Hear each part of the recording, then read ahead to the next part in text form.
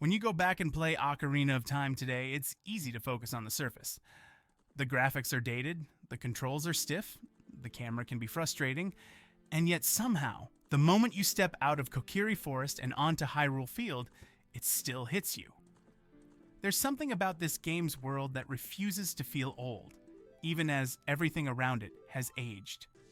Part of it is the perspective. You begin the game as a child, not just in size, but in spirit. Kokiri Forest is safe, playful, and familiar. It's the kind of place you never wanted to leave as a kid, but the second you do, you're dropped into a world that suddenly feels enormous. And not just because it's technically big, but because the game knows how to present scale in a way that taps into curiosity. Hyrule Field doesn't have dynamic weather or dense traffic or ambient NPCs walking around. It's mostly just grass and sky. But that emptiness is part of what makes it work. The silence lets your imagination fill in the gaps.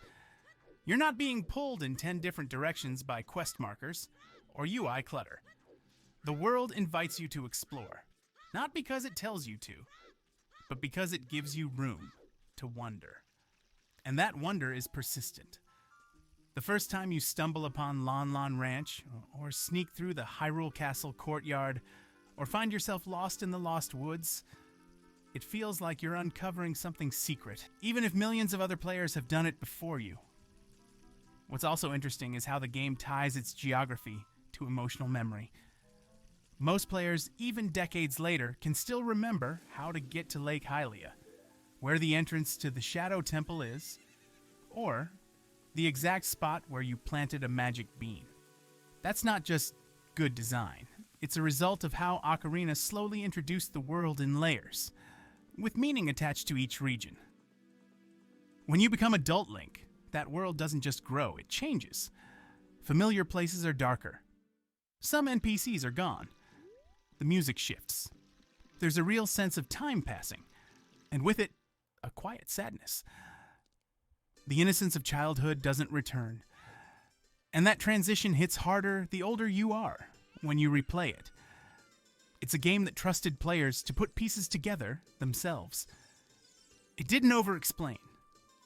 It gave you just enough to feel like you were discovering the story and the world on your own terms.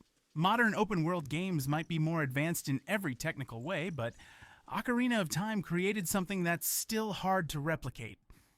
A feeling of scale that was emotional, not just spatial. A map that felt lived in because it was connected to your own growth. A story that felt quiet enough to become yours. It's not the best-looking Zelda game. It's not the biggest. But it might still be the most magical.